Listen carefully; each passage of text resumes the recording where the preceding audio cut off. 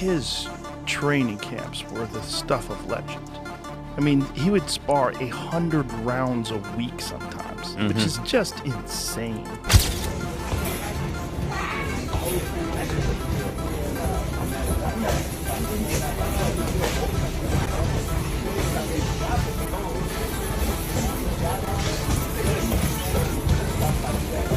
Yeah. So who do you like in Canelo versus Crawford? Well, I'm a giant Crawford fan because I think he's the best switch hitter since Marvin Hagler. I also think he's one of those guys that if you tell him he can't do something, he wants to show you and shock you. 1000%. Joe Rogan has weighed in on Terence Crawford's intense preparations for his clash with Canelo Alvarez.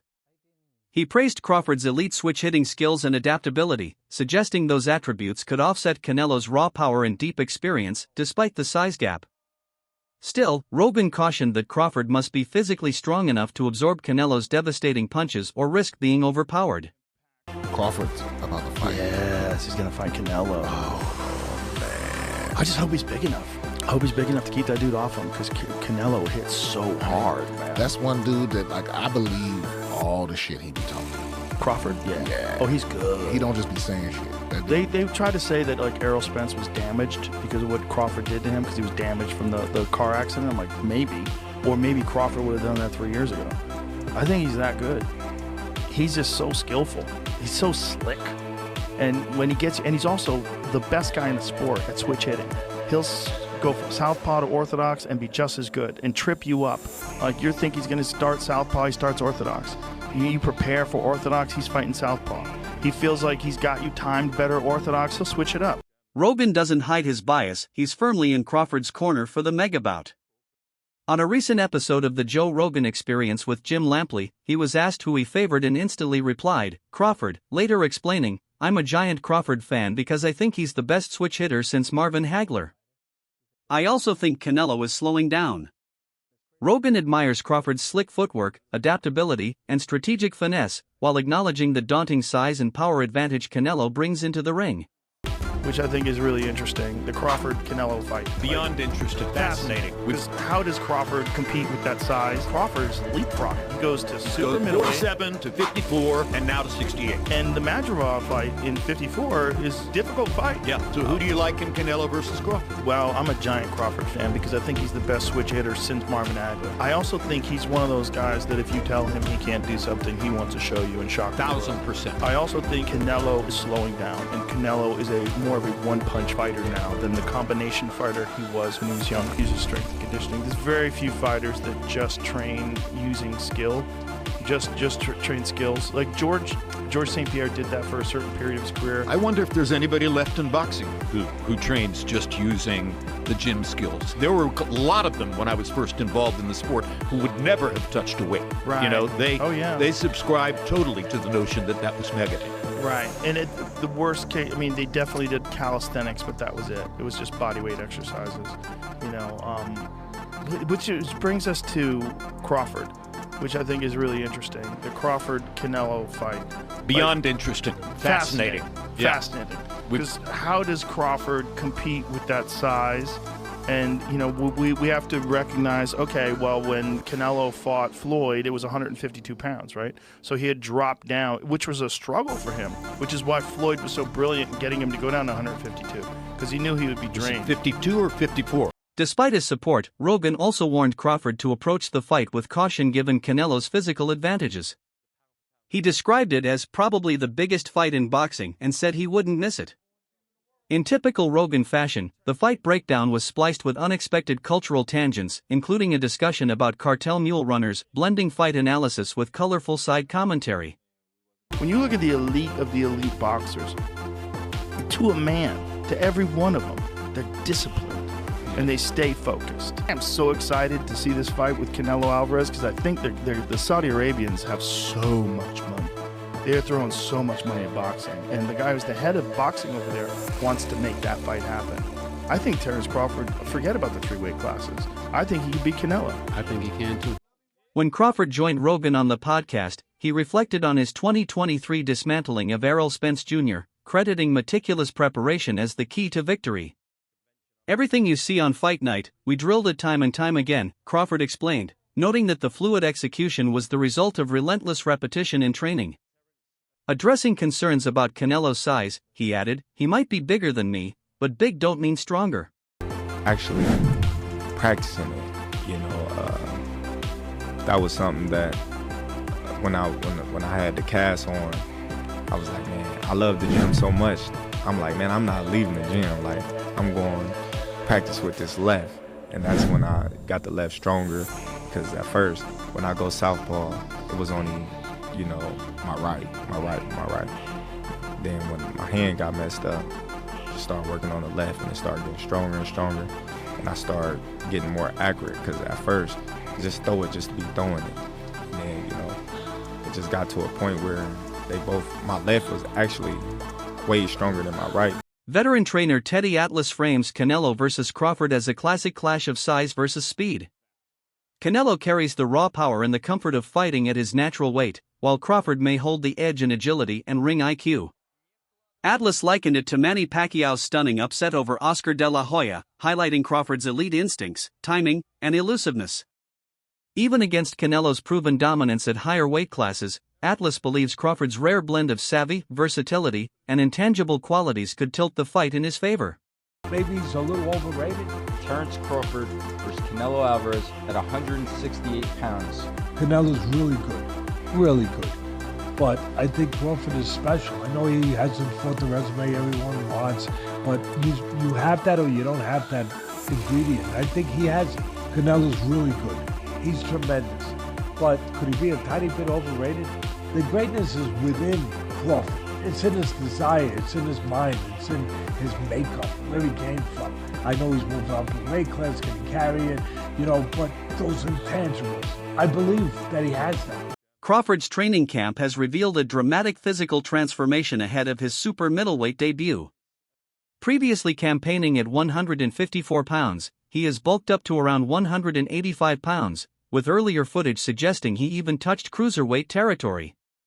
Despite the added muscle, he remains lean and defined, a testament to disciplined training and conditioning. But not everyone is convinced. Strength coach Rob Oosta warns that the leap from 154 to 168 and beyond could sap Crawford's speed and stamina, especially against Canelo's elite power.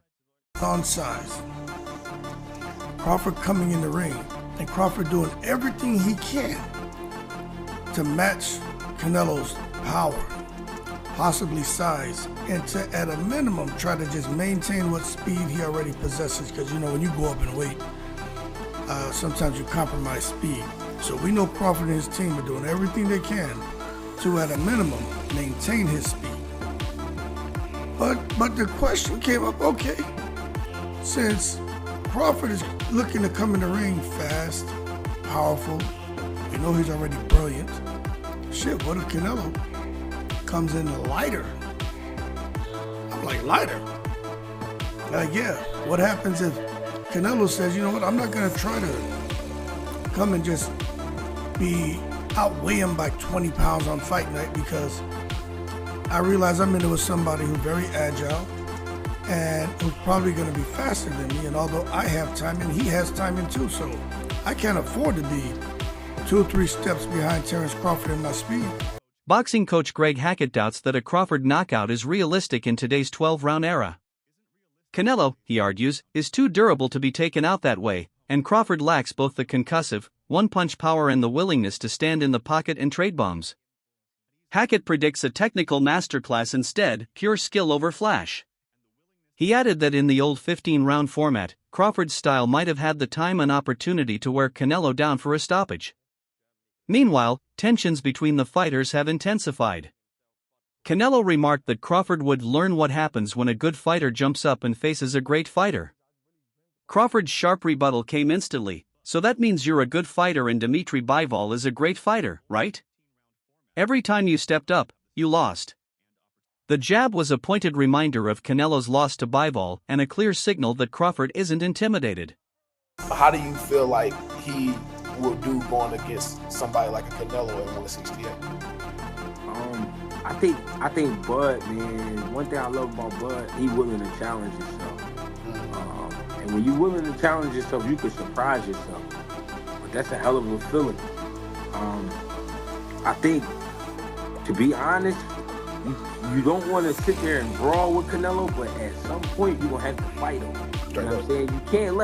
You can't let Canelo press you. You know what I'm saying? Because he's great at that, and he a bully. He is a bully. But Bud, I believe, got bully tendencies too. You know what I'm saying? And he could be crafty. But I think if he approached it the way he approached Spence, then we get a way better fight than people think. Now, what I saw when he approached Spence was, I can't make a mistake.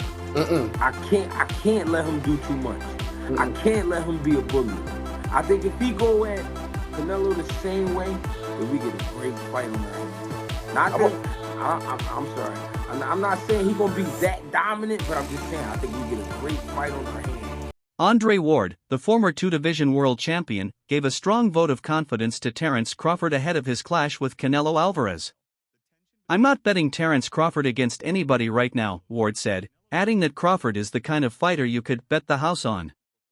While he acknowledged the risks of moving up in weight and the danger Canelo presents, Ward stressed that someone would have to prove they can break Crawford's will, something he's yet to see happen. I'm going with Terence Crawford.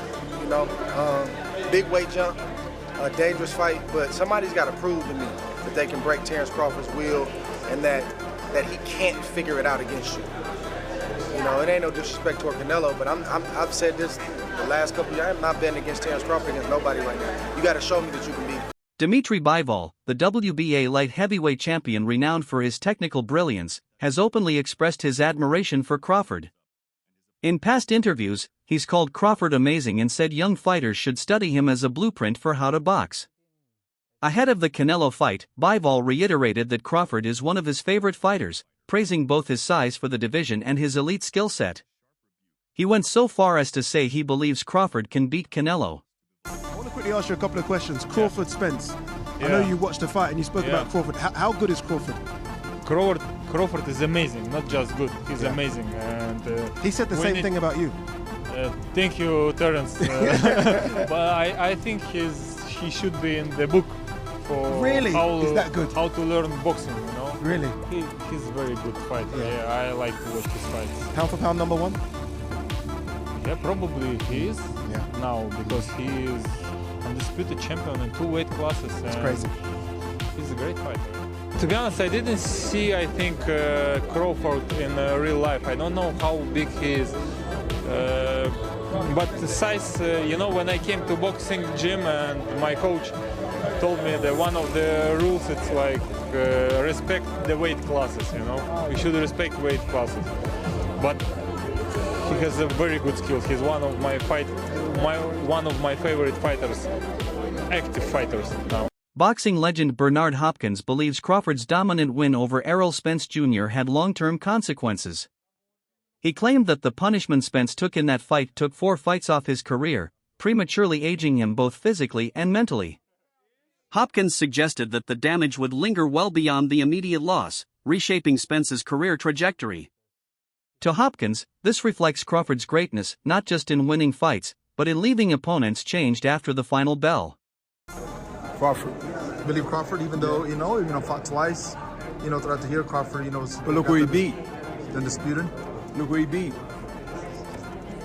Look who he beat.